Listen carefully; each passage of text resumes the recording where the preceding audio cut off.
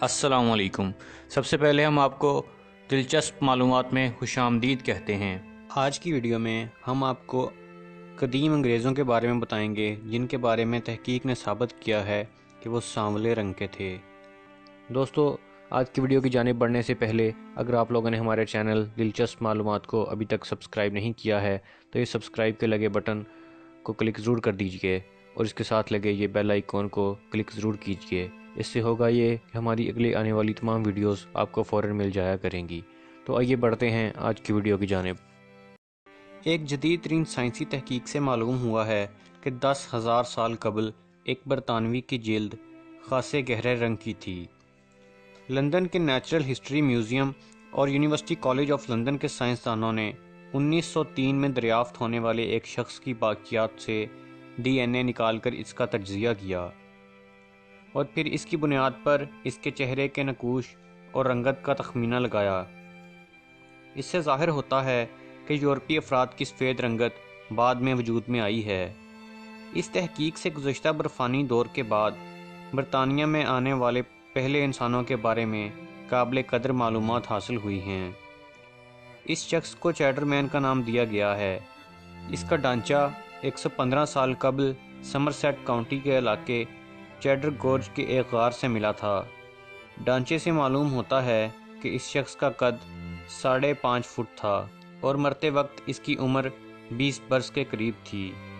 مرکزی تحقیق کار پروفیسر کرس ٹرنگر نے کہا، میں چیڈر مین کے ڈھانچے پر 40 سال سے کام کر رہا ہوں۔ اب اس آدمی کا چہرہ دیکھنا، اس کے بال، چہرہ، آنکھوں کا رنگ اور گہری رنگت کی جلد، چند سال پہلے ہم اس چیز کا تصور بھی نہیں کر سکتے تھے۔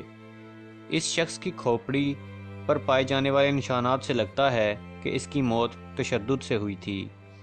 امکان ہے کہ اس کے قبیلے والوں نے اسے اس غار میں لا کر ڈالا تھا۔ چیڈر مین کو مرے ہزاروں سال گزر گئے تھے، لیکن اس کے جسم سے اتنا ڈی این اے مل گیا جس کا تجزیہ کیا جا سکے۔ اس تحقیق سے معلوم ہوا کہ اس کے بال کالے اور ممکنہ طور پر گنگریالے تھے، آنکھیں نیلی اور جلد کی رنگت گہری سانولی تھی۔ آج یہ امتزاج تھوڑا عجیب لگے گا، لیکن اس دور کی یورپی آبادی میں یہ عام تھا۔ چینل 4 کے ڈائریکٹر سٹیون کلارک چیڈر مین پر ایک دستاویزی فلم تیار کر رہے ہیں۔ انہوں نے کہا، ہم اس دور میں رہ رہے ہیں جہاں جلد کا رنگ بہت زیادہ توجہ کا حامل ہے۔ سوشل میڈیا پر یہ خبر بہت زیادہ توجہ کا مرکز بن گئی ہے۔ سائنسدانوں کے مطابق برطانیہ میں سفید رنگت والے انسان آج سے تقریباً 6,000 سال قبل مشرق وسطیٰ سے یورپ میں داخل ہوئے۔